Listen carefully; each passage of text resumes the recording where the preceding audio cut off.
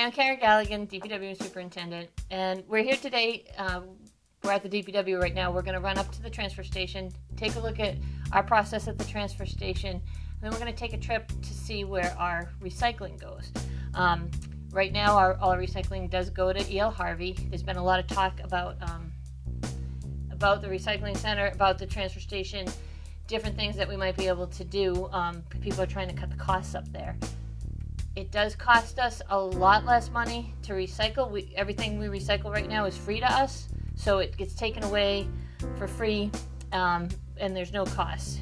We do get paid for our metal, and then but we do have to pay for anything that goes into the refuse hopper. So we'll look at that, and then the one change we are talking about making, and we're going to bring you over to Harvey's to see how this process works, is we're going to go to a single stream recycling instead of our commingled. So we'll go look at that up there in a few seconds, and then we can take a trip to Harvey's.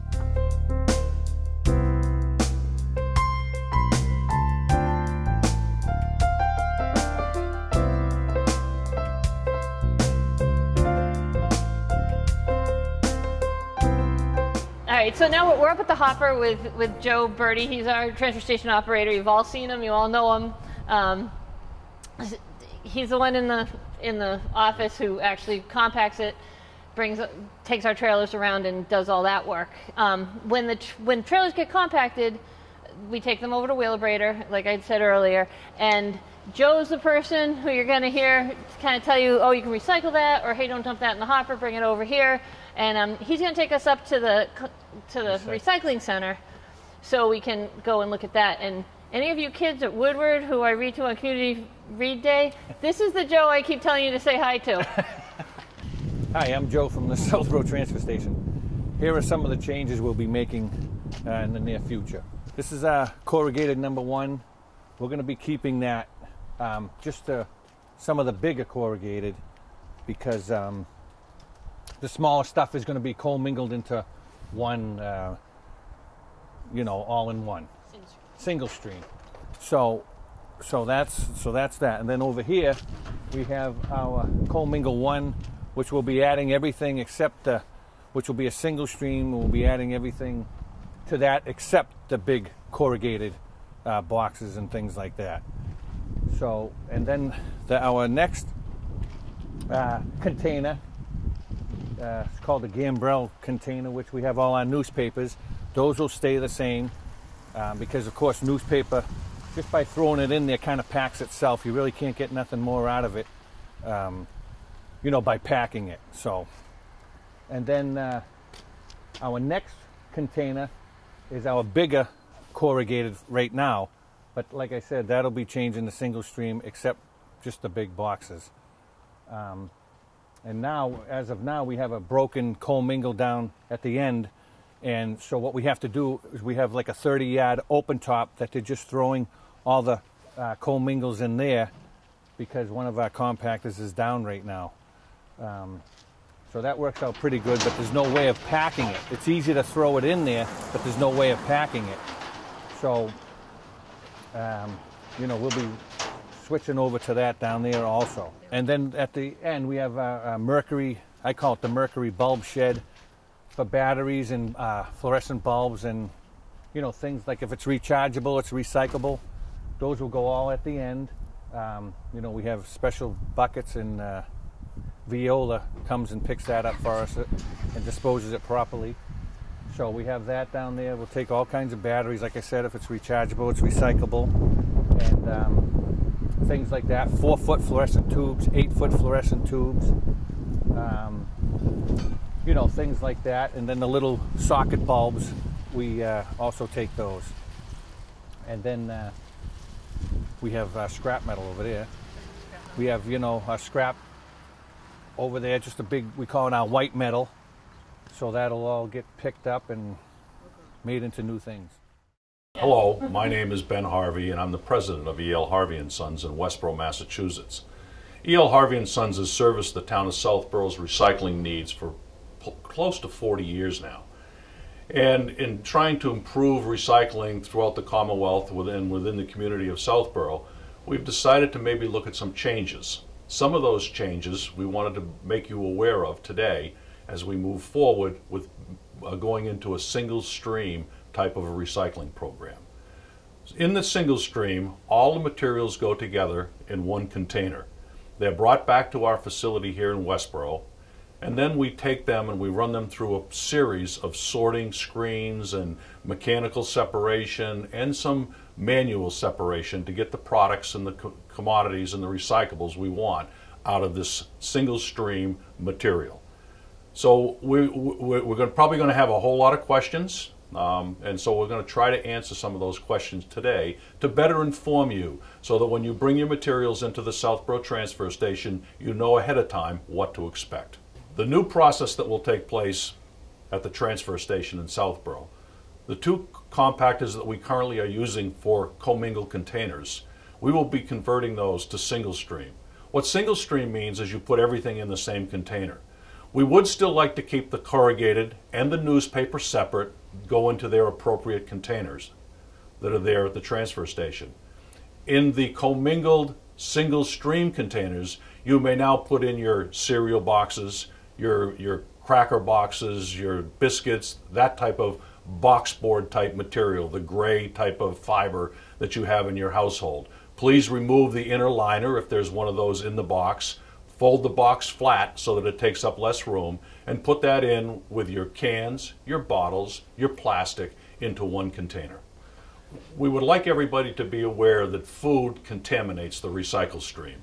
So when you're doing the recycling in your home, please make sure that all of your containers are empty from food residue. Whether it's small containers, big containers, peanut butter containers, tomato sauce containers, anything like that, please make sure that there's no food contamination, because the contaminants stay in the system until it gets to the end market, and that does create problems. We also like people to be aware that in our mechanical separation, that a lot of the smaller recyclables that you may put in there, we have difficulty getting them out. So please, when you're recycling, don't put in the small Keurig containers, don't put in cream cheese type containers. Just use the larger type containers that are regular, that you would use in your household on a regular basis. As you're thinking about recycling, there are a lot of things that people think are recyclable. There are things that cause our systems problems when they run through it, especially with all the new optical screeners and all the mechanical separation that we have. Please be careful not to put hoses or anything that'll wrap. Any long things that will wrap around our equipment causes damage, could cause damage to our employees and to our equipment. We would prefer that people did not put in plastic bags, because plastic bags are a contaminant in the single stream only because of the equipment. If you do have plastic bags, we recommend that you try to find someplace, a grocery store, Whole Foods, or Stop and Shop, one of the grocery stores that might take these materials back and take them back to the store. Of course, at the end, we hope that you use reusable shopping bags, because that creates no recyclables and no waste. As you're looking at things to recycle, please keep in mind of our mechanical processes again, that everything is handled many, many times.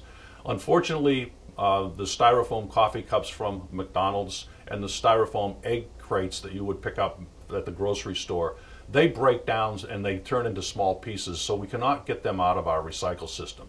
Certainly if you have a paper cup, that is recyclable. That'll go with fiber. It does have a plastic layer on it or a wax coating on it, but it still can be recycled. Certainly your formed paper egg cartons can be recycled in the single stream compactors, the same as any other fiberboard. One of the things that we hope we can do with instituting single stream recycling, as more and more materials become available and the mechanical means of sorting these materials and markets develop for them, we'll be able to reach deeper into the waste stream and recycle many more materials than we're recycling today. One of the reasons that we are trying to go to a single stream system in Southborough is to get people more interested in recycling. We want to make it as easy as we can for the residents of the municipalities, especially Southborough, to be able to do it as easy as possible.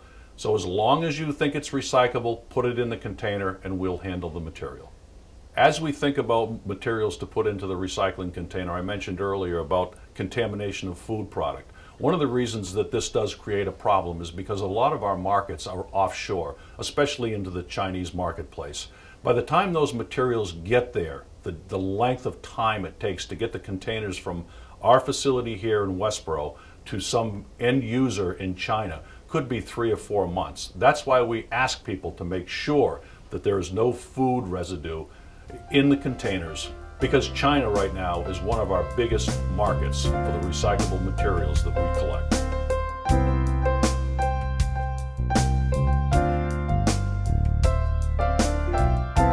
Behind me you will see what is typical for a single stream recycling facility. As I said before, it's a very mechanized system. The material comes in all mixed together, then it goes through a series of screens, of floats, of mechanical and manual separation to get the products that we want. So we're going to try to walk through the system and walk through the steps that we take here in Westboro to make a recyclable product at the end of the day. Behind me you see a normal pile of single stream recycling that is coming in from other municipalities. The material comes in all mixed together. It goes to the metering bin to my left. The metering bin puts a nice level layer of material on the inbound conveyor that goes up to our first picking sorting area. From there the material goes through a set of screens, which hopefully we'll be able to show you in a moment. So this is our first pre-sort, and what we attempt to do here is take out materials that are too big to go through the system. If you've thrown small appliances or pails, 5-gallon pails, or other types of plastics, film plastic, that might hurt our system or do damage to our system, this is what comes out first. And then the material continues to flow through the rest of the system. After it goes through the pre-sort, it goes through a set of screens that pulls out the larger pieces of cardboard. You can see the cardboard that kind of hops up on top of the screens. All of the other material, including newspaper, cereal boxes, bottles, cans, everything else falls down through the screens and it goes onto another conveyor to take it into another process. Also at this point that we cannot see is where the glass is broken and into smaller pieces, and then that goes out into a stockpile to send away to glass recycling. The material that's on the conveyor that you're looking at now is the material that came out of the first 2 screens, the cardboard screens. This is again going through a series of mechanical separation where the bottles and the cans are separated from all of the other fiber. The fiber goes onto a quality control conveyor. The bottles and cans go onto another conveyor and continue through the process. We actually have 2 sets of screen here, one that takes out the larger paper, and then another one we call a polishing screen to get out whatever fiber is left in the system. So after it goes through these 2 screens, the containers come up on that end conveyor over there, goes through the magnet, and then comes back down this conveyor where here everything is hand sorted. So it's what we call a positive pick. So each one of these guys has a different responsibility on the material that they're sorting out. And the only thing that's left on the belt as it goes the rest of the way is trash and PET and aluminum. Because we have a mechanical separation, it's actually an optical sorter which recognizes the plastic resin and kicks out the PET, and then the aluminum, we have a reverse eddy current that kicks out the aluminum. They do have optical sorters for the other plastics, but because of the cost, we didn't put them in, but eventually we probably will.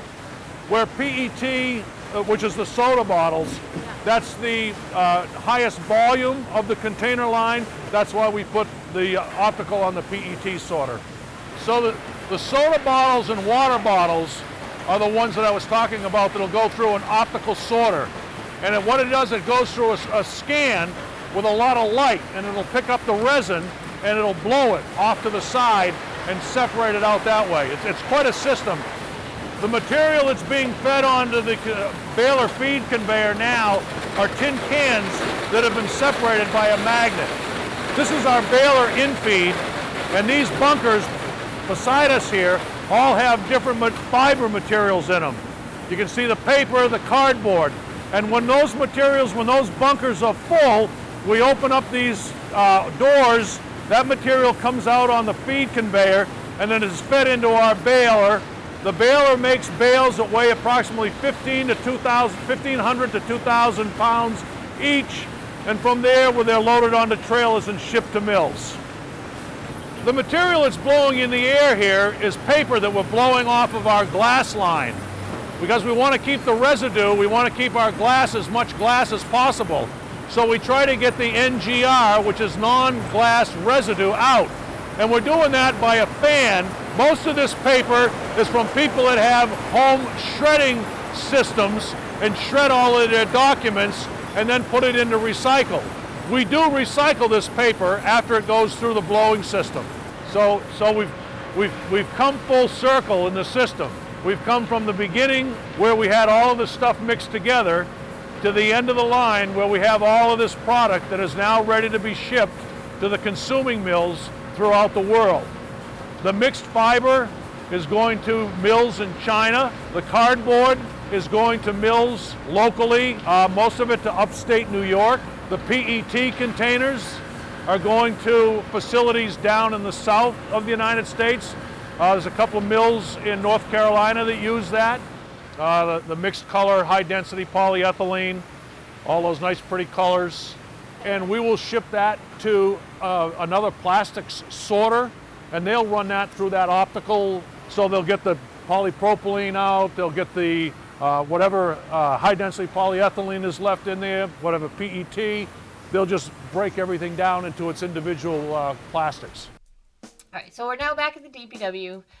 We just visited Harvey. We talked about the single stream. And one thing that we did notice, or that Ben did talk about, was with his materials that he can recycle, some stuff like the Keurig cups he had mentioned. He also mentioned other smaller items and food pieces. So just please keep in mind that even though right now the Keurig cups can't be recycled, or some small, I believe the size he said was anything around the size of a quarter it's just lost in the system. It drops out of all the screens and ends up in their trash. There's a chance someday that's not going to be the case. So it's worth it to recycle those items now and let it go through the waste stream, because it's the recycle stream, because at some point it might actually be able to get collected as technology changes. Also, with the food items, I had asked, and I don't believe we actually filmed that piece, was what, he said you don't want to leave a crust in your pizza box, but it's okay to have grease in your pizza box. The cheese, that would get moldy, but, if you shake out the crumbs, if you have a paper plate with just crumbs on it, that can be recycled. And just try to think of the level of contamination you're doing, but also think of if it can be recycled and there's a good chance, then it's worth doing. So thanks for visiting, and we'll see you next time at Wheelbrader.